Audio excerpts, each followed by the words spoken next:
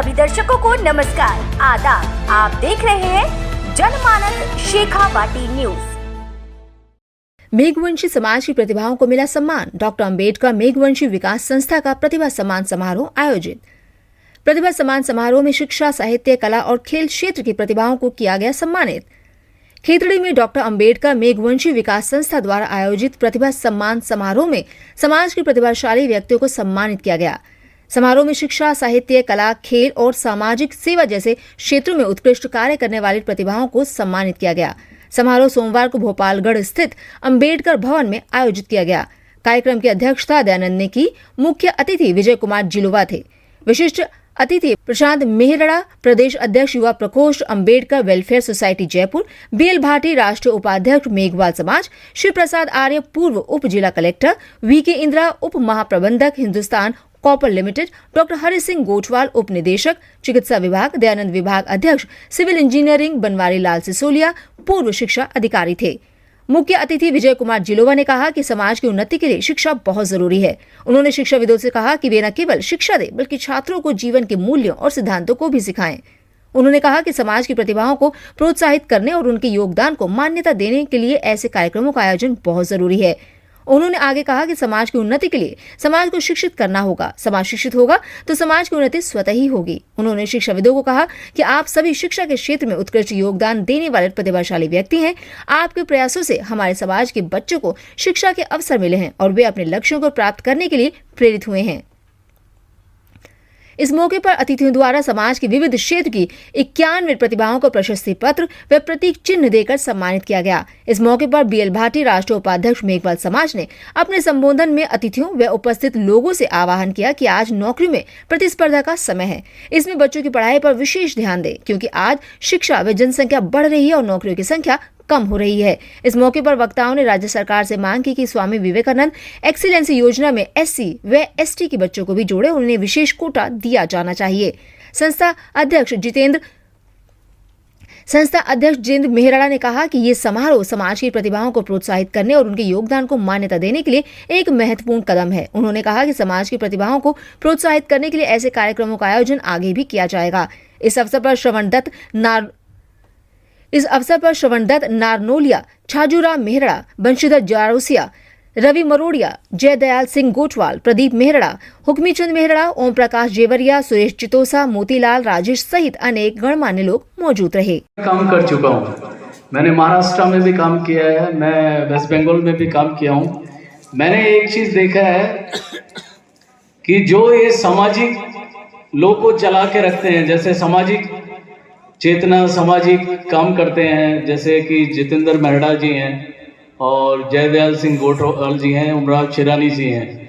तो केवल मैंने ये झुंझुनू डिस्ट्रिक्ट में ही पाया है कि उनको उतना तवज्जो नहीं देते जितना कि एक सर्विसमैन को देते हैं।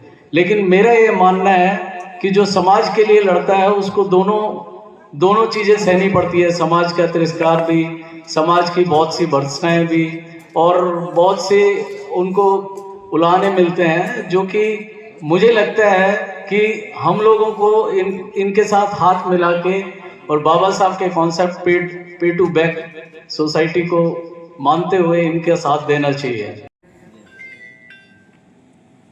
हमारे जो बीच में अतिथिगण आए हैं उन सबका खेतड़ी की धरा पे स्वागत है। और तो मेघवाल समाज का जो हमारी जो संस्था है ये हर साल ये कार्यक्रम करती है और इस साल भी हो रहा है। और कुछ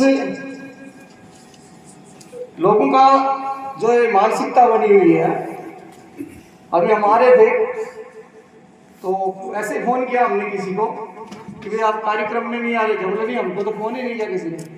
कौन फोन करेगा? समाज का कार्यक्रम है, सबका कार्यक्रम है, कौन फोन करेगा? तो सबको आना चाहिए। आप लोग जब भी जाएं तो ये बात अवश्य करें कि हमारे इतनी दूर दूर से गेस्ट आए हुए हैं, वो यहाँ से क्या मैसेज लेके जाएंगे। तो ये सोचने का विषय है। जैसा नारनोलिया जी ने बताया, आप जब भी अपने गांव में जहां भी जाएं ये बात का प्रचार करिए। जो भी काम कर रही है टीम, या जिले में या राजस्थान में कोई भी टीम में काम कर रही है, क्या दे रहे हैं? उनको पैसा थोड़ी मिल रहा है सरकारों से। वो सिर्फ इसलिए कर रहे हैं कि हमारे समाज की जो समाज की प्रतिष्ठा है वो दाव पे नहीं लगे। जहां उनके साथ में कोई जैसे पहले प्रताड़नाएं होती थी वो प्रताड़नाएं नहीं हो। जब भाटी जी ने सब जो लगे हुए हैं, हमारे जो सीनियर हैं उनसे हम सीख के आगे आए, नारनोड़ा जी इन सबसे, तो आप लोगों को कम से कम अपने जो जानकार रिश्तेदार जो भी हैं उनको तो आप बोलिए।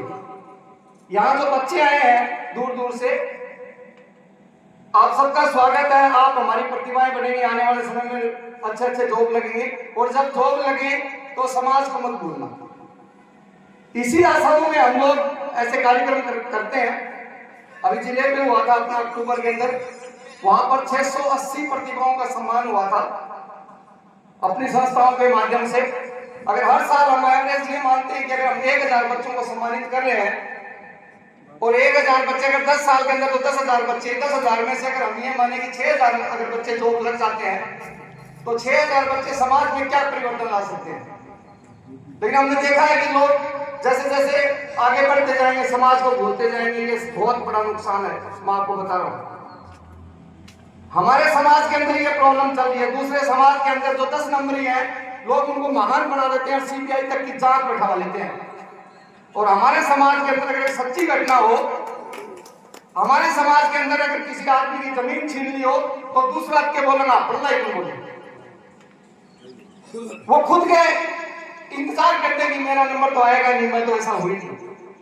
और जब उसका नंबर आता है तो फिर वो संतुलन को ढूंढता घूमता है, तो कौन साथ देगा हमारा। इसलिए आप इस बात पे चिंतन करें और सब लोगों को एक दूसरे को जागृत कर सकते हैं हम अगर चाहें तो। अगर हर आदमी ये सोच ले कि 50 लोगों को मैं जागृत करूंगा, 50 लोग को मैं समाज से जोड़ूंगा, तो मेरा यकीन मानिए 1 साल के अंदर जो डाटे हैं वो चेंज होंगे। और हम एक दूसरे की टांग न खिंचाई करके अपना काम करो ना, कौन मना कर रहा है। कौन छोटा कौन बड़ा, आप सब बड़े हो, हम सब छोटे हैं। आप तो करो, हम पीछे आके खड़े हैं। आप बोलना यहाँ बैठ जाओ, वहां बैठ जाएंगे, करो तो सही काम। ये टांग खिंचाई के काम बंद करें और समाज का जब भी कार्यक्रम हो उसमें हिस्सा लें। यही तो है हमारा आईना, और क्या है बताओ, कहाँ इकट्ठे होते हैं। और वो आईना बाहर जाके क्या बात होगी, भाटी जी हैं, डॉक्टर साहब हैं, क्या बात करेंगे, समाज का कार्यक्रम था या कोई ध्यान नहीं कि कौन करवा रहा है, वो अंदर करवा रहा है, नहीं वो तो काम का ही नहीं। ये चीजें नहीं होनी चाहिए समाज में। बड़ा दुख होता है, जवानी का इतना कीमती समय हम समाज के लिए लगाते हैं और उसका हमें क्या फल मिल रहा है। कौन पेमेंट देगा हमको, कौन पैसा देता है हमको, हमारी जेब से पैसा लगा लगा के घूमते हैं। इसलिए मुझे मतलब बड़ी पीड़ा हुई जब मैंने देखा समाज का कार्यक्रम एक प्रदेश की जो मंत्री, महिला मंत्री है मंजू जी, वो आ रहे हैं, वो क्या समाचार लेके जाते हैं, अपने समाज का क्या लेके जाते हैं, क्या लेके जाते हैं। तो इसलिए आप अपने कार्यक्रम, दोष इनका नहीं है, इन्होंने अपनी मेहनत के अंदर कोई कमी नहीं छोड़ी। दोष उन लोगों का है जो खुद कुछ करते भी नहीं है और दूसरा करता तो उसको करने भी देते हैं। हमारे समाज के अंदर ये सबसे बड़ी पीड़ा है, और समाजों के अंदर नहीं है। और समाज के आप इतिहास उठा के देख लो, जिस लोगों ने अनुसूचित जाति की जमीनें दबाई और उस आदमी की जांच के लिए सीबीआई बढ़ा दी और सरकार 2 मिनट के अंदर से सीबीआई बढ़ा दी, जांच बढ़ा दी, मार बढ़ा दी। 5 लाख लोग भेड़ा हो गए 1 मिनट के अंदर, बिन न्याय दीवान खातर। तो आप लोग इस बात पर मनन करें, अपने रिश्तेदारों को सबको बोलें, समय का अभाव है, हम एक दूसरे से सीखेंगे। जय भीम, जय भारत। सभी समाजों में है, लेकिन जैसा कि महावीर जी ने बताया था कि ये संस्था सबसे पहले मृत्यु भोज को हमने बंद किया खेतड़ी से, उसके बाद में जिले में हुआ था। दूसरा काम हमने सभी ने देखा भी होगा, जाते समय दर्शन करके भी जाना। हमारे स्टेचू बनी हुई है बाबा भीमराव की, आदमकद, उसका निर्माण 3-4 लाख रुपए लगवा करके करवाए, वो भी एक बड़ा काम है। उसके बाद हमारी खेतड़ी में 3-4 जगह और प्रतिमाएं भी लगवाई, और छोटे मोटे जितने काम हैं, कोई चाहे तहसील का हो, थाने का हो, एसडीएम कोर्ट का हो, दूसरे का, हम मिलकर के उनका सॉल्यूशन करते हैं, भाईचारे से भी करते हैं। नहीं, अगर कोई नहीं मानता है तो हम कानून के जरिए भी लोगों को ये बताते हैं कि हाँ एक संगठन है और वो हमारे मान सम्मान पर कोई नाश करता है तो हम उस पर पूरी तरह से अमल करके और उसको सुनिश्चित करते। इस तरह का कार्यक्रम बच्चों को हम प्रदर्शित करने के लिए हर बार उनकी जो जितनी योग्यता है हमने तय कर रखी उसके अनुसार हम उनको इनाम देते हैं। आज पुनः इस प्रांगण में आप लोग सभी पधारे। हालांकि ये संख्या कम है, अब इसकी कई वजह हो सकते हैं, इसके लिए वही देखो तकलीफ तो है ही, इसमें कहते हुए शर्म भी नहीं आती है। अब वो क्यों रही क्या रही कि बेचारे उन बच्चों ने काम तो बहुत किया, दौड़ दौड़ करके सभी जगह गए भी हैं। हमारे ऊपर जो चीफ हमारे वो उनकी अतिथि थी, उनके नानी कांसिक हो गया होगा और उन्होंने कहा कि भाई मैं 3-4 बजे तक आऊँगी, निश्चित आऊँगी। अब देखो उनके साथ में ट्रेजिडी हो गई, वहाँ कोई शहीद हुए हैं और शहीद के कार्यक्रम में मंत्री को या एमएलए को जाना जरूरी होता है। कोई ब्रह्म नहीं रहे कि वो जानबूझ कर नहीं है, वो शहीद के कार्यक्रम में इस समय बिजी हैं, इसलिए उनका आना नहीं हुआ, वरना वो भी आते मंत्री। खैर जो आए हैं वो कोई कम नहीं हमारे लिए। समय समय पर हम आप ज़्यादा नहीं बोलूँगा, आपके विचार सुनने के लिए यहाँ मैं सभी का उन्हें हृदय के गहराइयों से हार्दिक अभिनंदन, स्वागत, इस टीम को भी धन्यवाद। बहुत अच्छा आपका इंतजाम है। So much thanks for it.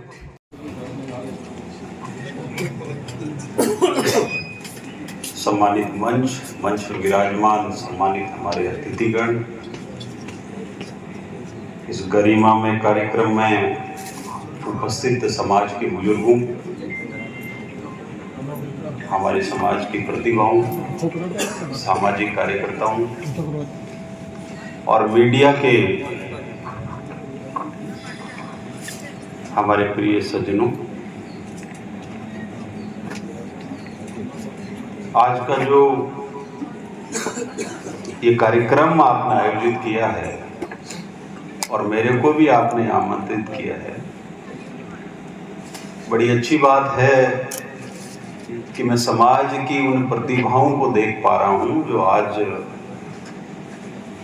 हमारे उत्तराधिकारी बनने जा रहे हैं, समाज की बड़ी जिम्मेदारी ग्रहण करने जा रहे हैं। तो एक बार हमारी ये जिम्मेदारी बनती है सबकी कि इन प्रतिभाओं का हौसला बढ़ाएं और ताली बजा के इनको सम्मान करें और इनको उज्जवल भविष्य की बहुत बहुत शुभकामनाएं दें।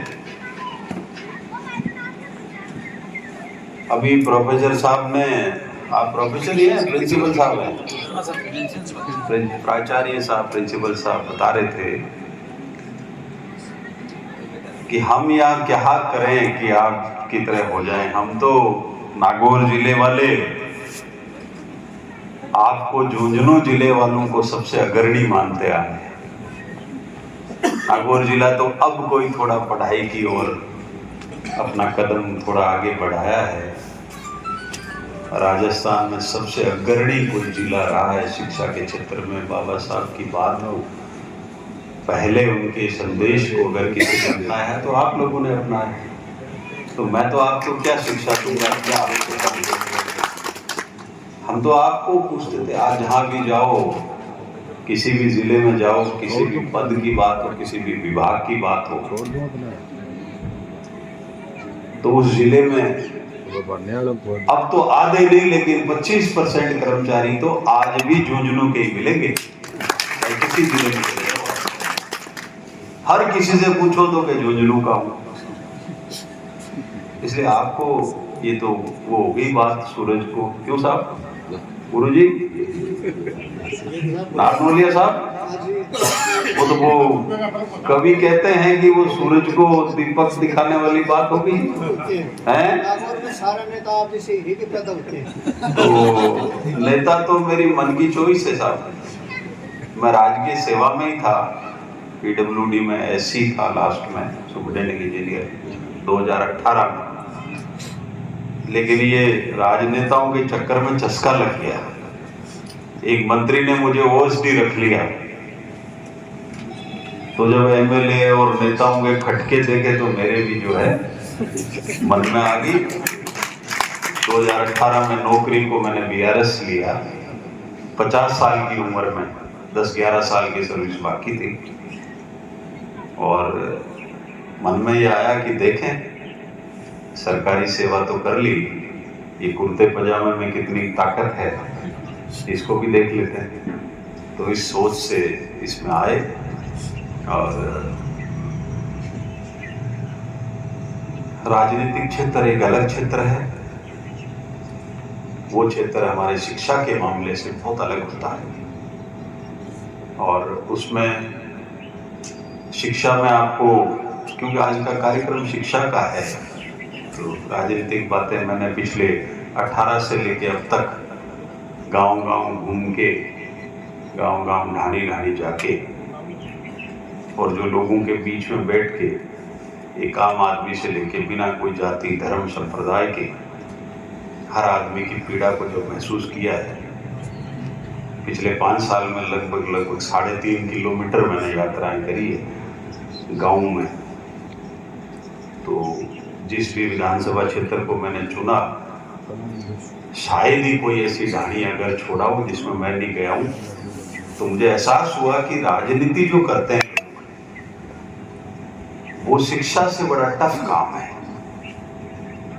और उसमें सफलता की परसेंटेज जो है वो बहुत कम है। अगर इतनी मेहनत हमारे बच्चे अपना कैरियर बनाने में करते हैं तो एक अच्छा आपको कैरियर मिलता है। आजकल राजनीति मेहनत का काम नहीं रहा। आजकल राजनीति एक इसको कह दो कि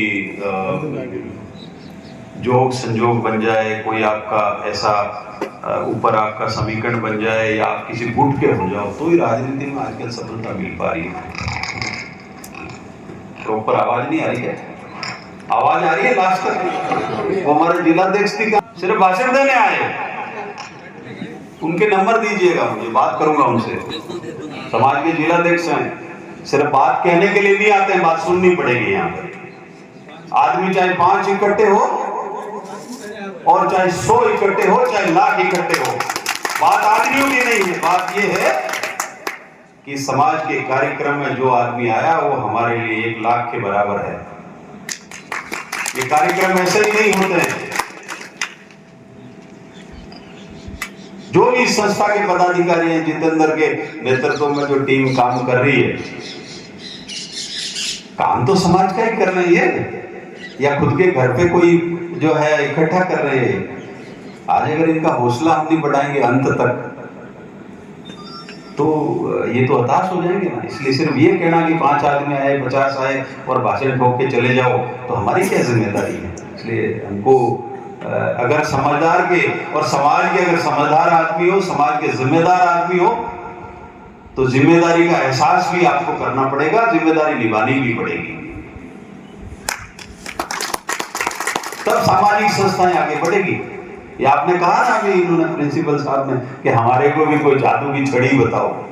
जादू की छड़ी यही है प्रिंसिपल साहब कि आपने मुझे याद किया, भले मुझे 200-400 किलोमीटर से आना पड़ा और मैंने हाँ भरी है तो मैं वहां जाऊं।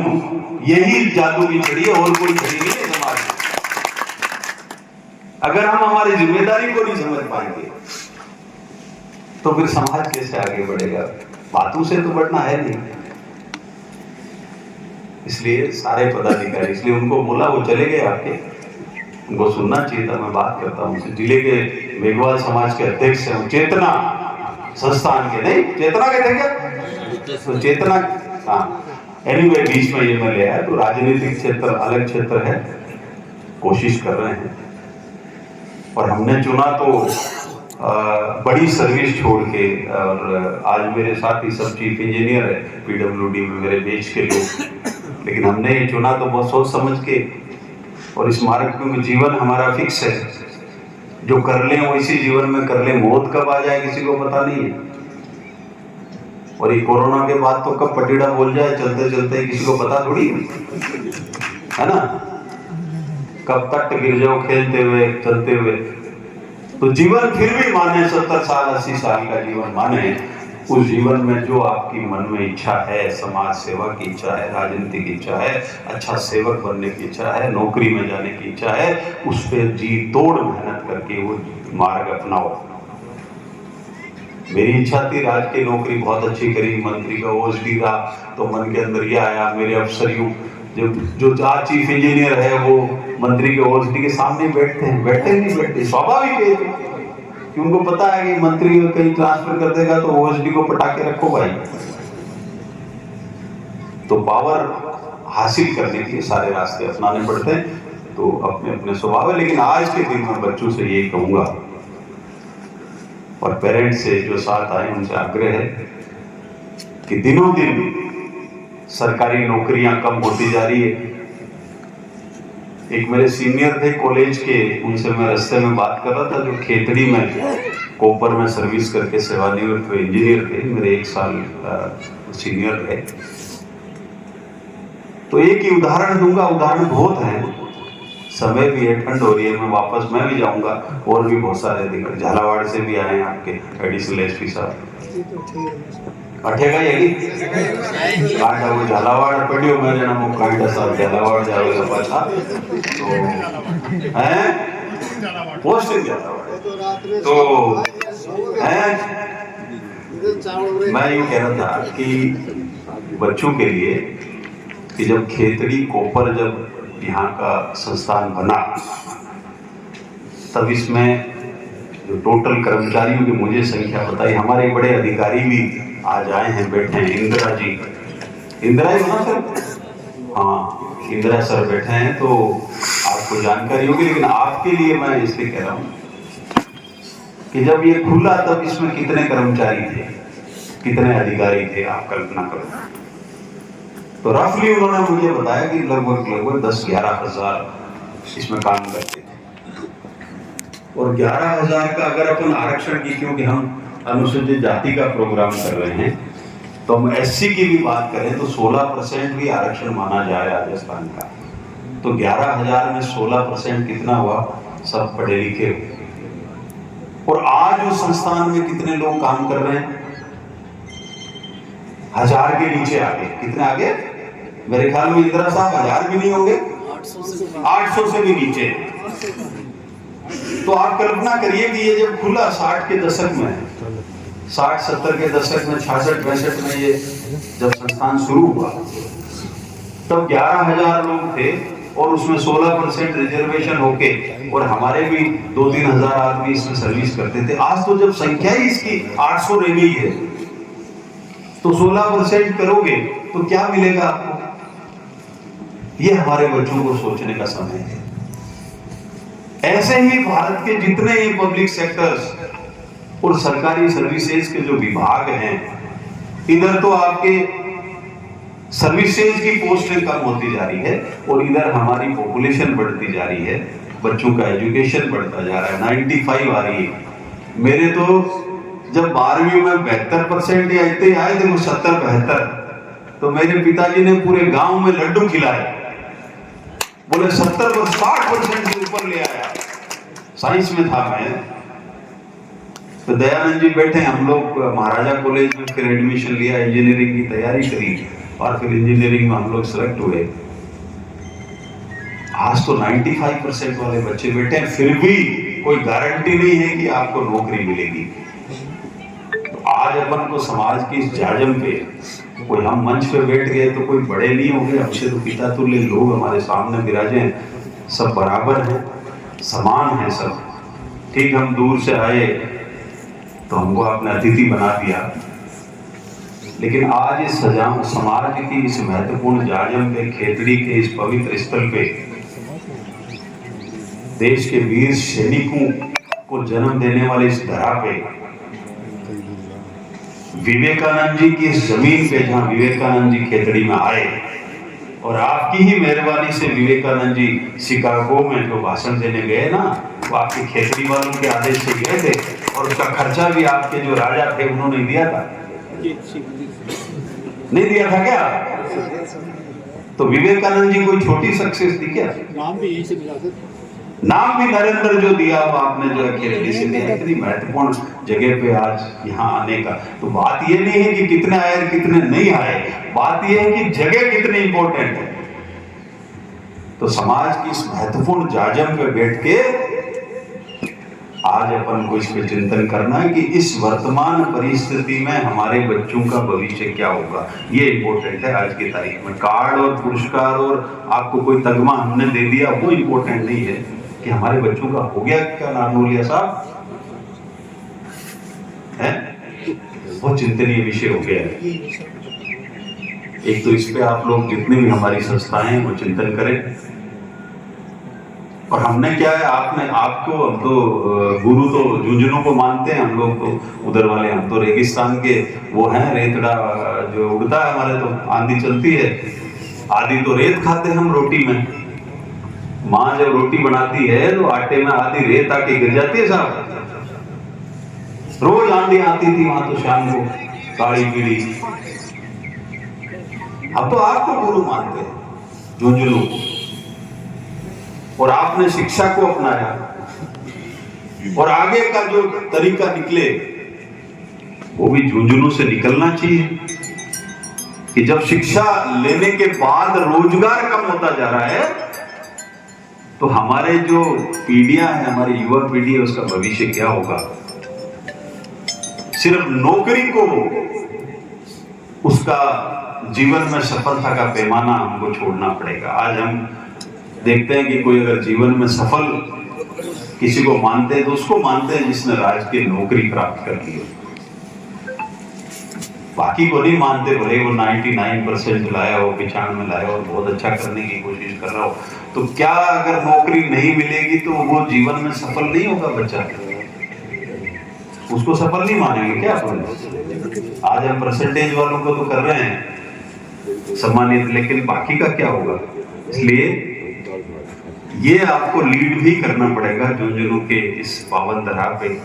मैं आपसे ये आग्रह करने आया हूं कि हमको इस पे चिंतन करना पड़ेगा कि जब नौकरियां नहीं है तो समाज किस दिशा में जाए, और सफलता का पैमाना बच्चों का क्या हमको तय करना है, ये भी अपन को आगे से हर संगठन में चिंतन करना है।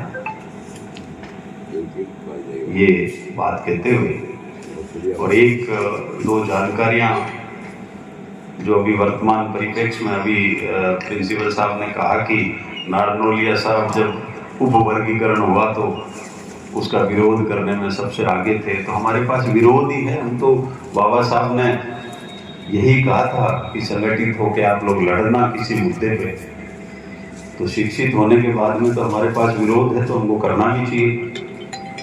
लेकिन मैं एक नया लेटेस्ट है जो बच्चों के लिए बहुत जरूरी है कि एक सरकार ने अभी योजना जारी करी है, हालांकि 2 साल पहले हो गई थी। इन्होंने जब राजस्थान में नई सरकार बनी तो इन्होंने उसका नाम बदल दिया, उन्होंने राजीव गांधी नाम रखा, इन्होंने उसका नाम स्वामी विवेकानंद रख दिया। विवेकानंद जी का नाम चल रहा है इसलिए नरेंद्र का नाम चल रहा है, इसलिए मैं एक ही योजना की बात करूंगा कि उनसे जुड़ी हुई है। तो उस योजना का नाम है स्वामी विवेकानंद एकेडमिक एक्सीलेंसी योजना। इसमें बच्चों को इंटरनेशनल लेवल पे पढ़ाने के लिए सहायता सरकार देती है, और इस योजना को नामकरण के साथ साथ में इन्होंने देश की जो बड़ी इंस्टीट्यूशन है उनमें जाने वाले बच्चों को भी सरकार सहायता देती है। पहले सिर्फ राजीव गांधी जब इंटरनेशनल एक्सीलेंसी अवार्ड ये योजना थी तब सिर्फ इंटरनेशनल अब्रोड में पढ़ने के लिए, बाहर के जो संस्थान में उनमें पढ़ने के लिए उन्होंने रखा था प्रावधान, और उन्होंने हर साल 300 बच्चों का रखा था। इन्होंने 500 बच्चे कर दिए, 300 बच्चे फॉरेन के लिए, 200 बच्चे देश की संस्थाओं के लिए। उस योजना पे आप ध्यान देना। मेरा ऑब्जेक्शन ये है पॉलिटिकल पर्सन होने के नाते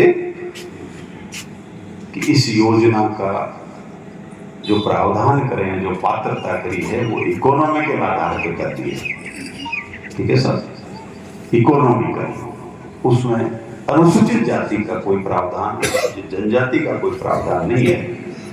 कल के मेरे नागौर जिले में एक कार्यक्रम था, बड़ा कार्यक्रम था, 8-10 हजार लोग थे, उसमें भी मैंने बड़े जोर से ये बात कही।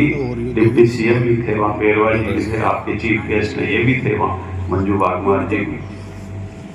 इस योजना में मैंने सरकार से मांग करी, लिख के भी भेज रहा हूँ कि 500 बच्चों में अनुसूचित जाति और जनजाति के बच्चों का भी अलग से प्रावधान उसमें होना चाहिए कि नहीं चाहिए।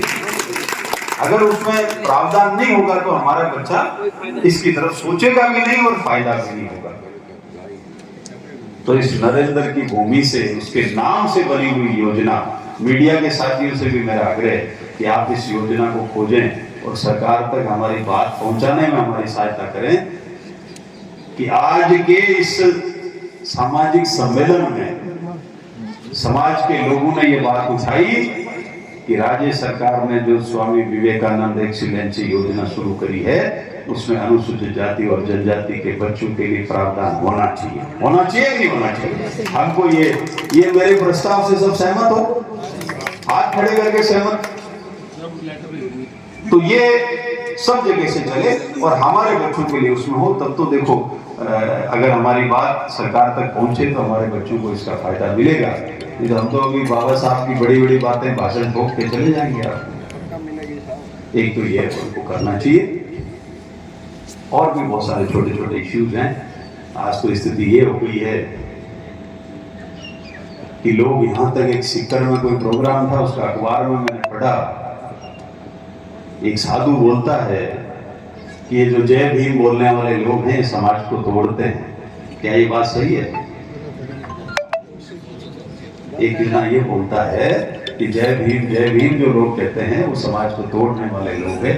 मीडिया के साथियों से मेरा निवेदन है, मैं आज समाज की तरफ से ये कहता हूं कि जय भीम समाज को जोड़ने का नारा है, समाज को तोड़ने का नारा है। एक साधु कहता है जयपुर में है, जो अपने आप को संत कहता है, जिसकी 2 महीने में आंखें चली गई, वो ये कहता है कि 4% जिसके अंक आते हैं वो कलेक्टर बन जाता है। क्या झुंझुनू हमारा नेतृत्व करता है? कोई बताएगा कि 4% जिसके अंक आए थे कोई कलेक्टर बना है क्या? झुंझुनू ज्यादा कलेक्टर तो झुंझुनू के ही बने हैं।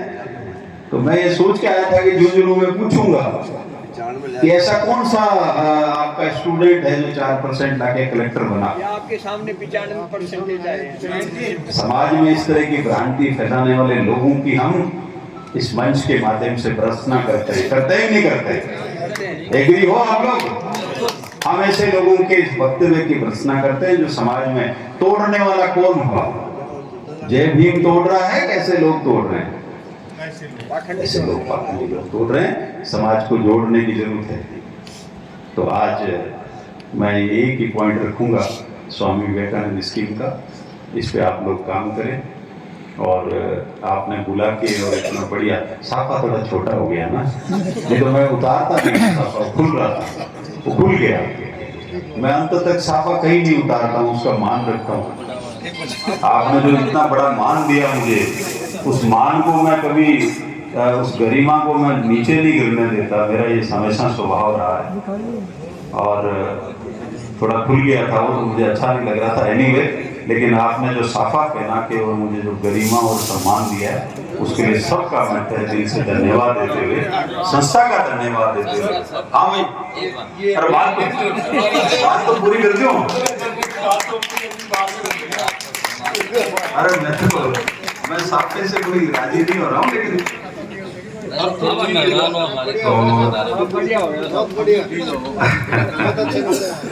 देखो कला है, मांग ले सकूं मैं, लेकिन ले भी तरीके होंगे थान देना पड़े हैं।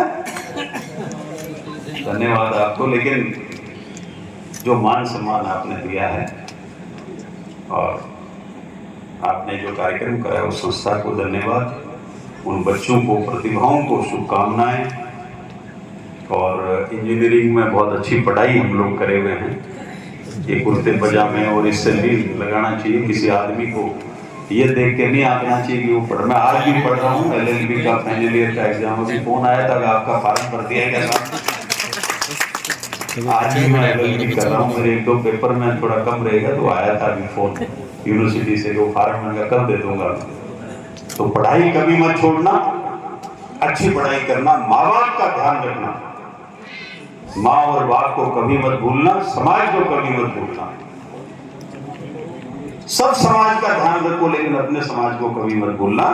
ये मैं आपसे निवेदन करते हुए आपको बहुत बहुत शुभकामनाएं देता हूँ। जीवन में आप सफल हो और हमेशा झुंझुनू जिला ऐसे ही अगर नहीं रहे तो सेकंड नंबर पे हमारे नागौर टीम को ले आना, दूसरे नंबर पर अंकित हो जाएंगे पुणे। भाई जितेंद्र, उनकी पूरी टीम, प्रशांत और जितने लोग यहाँ पे काम करने वाले हैं, हमारे सीआर मेढ़ा साहब ने जिद करके बुलाया मुझे। आप नागौर में रहे हैं, हमारे बहुत अच्छे अधिकारी रहे हैं, तो मेढ़ा साहब आपने भी इतने अच्छे अच्छे लोगों से मिलवाया, इसके लिए आपको मैं तहे दिल से बहुत है। चेतना संस्थान के अध्यक्ष सभी दर्शकों को नमस्कार, आदाब। आप देख रहे हैं जनमानस शेखावाटी न्यूज।